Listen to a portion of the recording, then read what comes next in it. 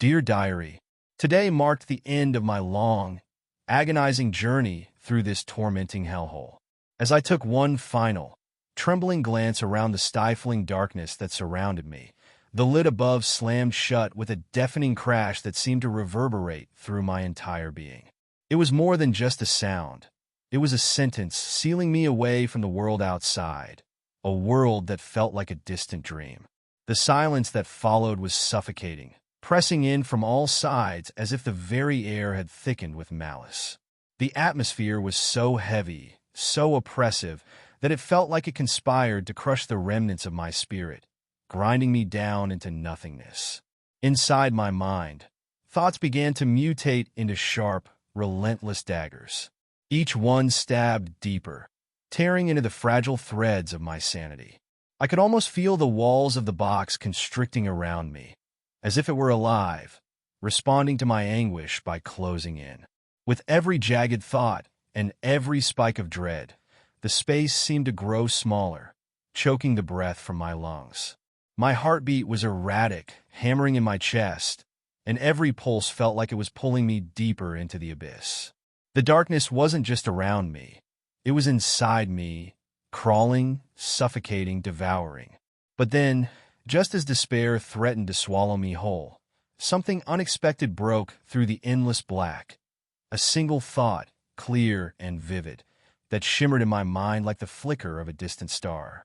It wasn't born from fear or torment, but from something I hadn't felt in what seemed like ages. Hope. It was delicate, like a fragile thread of light in the gloom, but it was there persistent. It whispered to me of a future that wasn't tainted by the cruelty of the present. This glimmer of hope was like a lifeline, pulling me back from the edge of the abyss. It surged through me, warming my bones like the first touch of sunlight after a long, brutal winter.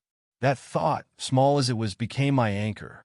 It was a reminder that even in the depths of despair, hope could thrive, and that thought alone gave me strength I didn't know I had left.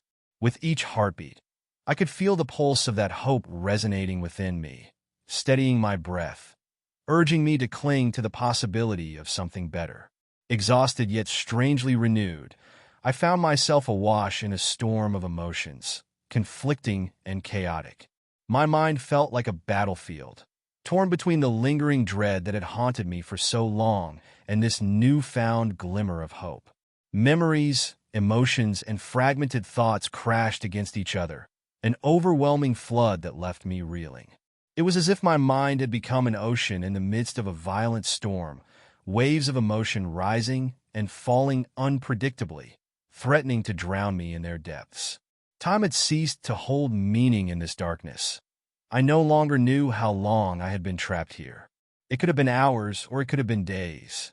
All I knew was the unbearable weight of my confinement. The walls, though unseen, pressed in on me. The fear of being discovered wrapped around my throat like a noose, tightening with every breath. The air, thick and stale, seemed to resist me, each inhale turning into a desperate gasp. My heart pounded erratically in my chest, a wild, panicked rhythm like a bird flapping helplessly against the bars of its cage. This suffocating terror clawed at my insides, leaving me teetering on the edge of madness. Every thought, every breath became a struggle. The fear of capture gnawed at me, sinking its teeth deeper with each passing second. My mind became a battlefield of thoughts, both positive and negative, each fighting for dominance. The box that confined me had become a brutal, twisted ride, shaking violently and turning upside down until I had lost all sense of direction. Up, down, left, right, everything blurred together. I couldn't tell where I was, where my body began or ended. Confusion enveloped me like a heavy fog, leaving me anxious and questioning the very decisions that had led me to this moment of despair. I tried to distract myself, to think of my past and find some comfort in it, but the memories only brought pain. They were sharp and unforgiving, cutting deeper into my heart. Each recollection was like shattered glass, piercing through the fragile walls I had built around my emotions. The urge to scream was overwhelming, a primal need to release the torment building inside me. but I bit it back, knowing it would do no good. The box, this cruel, twisted prison, had been tossed and turned so many times that I no longer knew if I was right side up or upside down. Everything felt inverted, disjointed. Confusion gnawed at me, relentless and unforgiving. And with it came a gnawing question that I couldn't shake. Asterisk why? Why had I ever agreed to this? Asterisk. Suddenly, my spiraling thoughts were shattered by the sound of distant voices. At first, they were indistinct, muffled as if carried by a distant breeze. But as they grew nearer, my panic surged, threatening to overwhelm me. I couldn't breathe. Had I been discovered? Had they found me? The voices grew louder, the sounds of footsteps echoing ominously in my mind. Each footfall felt like a countdown, the rhythmic beat of impending doom. Panic rose in my chest like a tidal wave, drowning me in fear.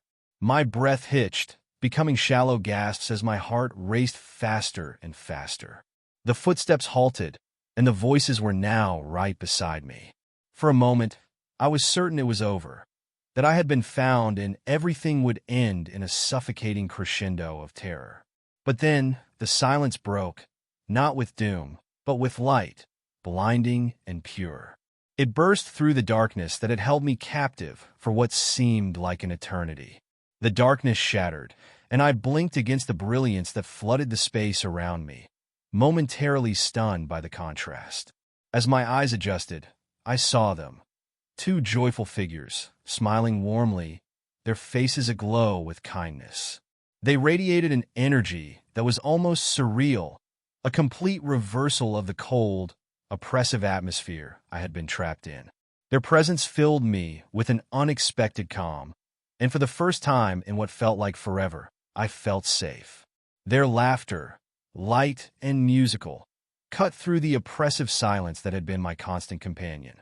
It was like a melody, a sound so foreign to the world I had known inside that box.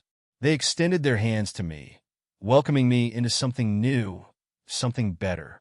"You're free now," one of them said, his voice rich with warmth, wrapping around me like a comforting blanket. The other nodded, his eyes twinkling with joy, as if he could sense the depth of my suffering and the weight of my newfound hope.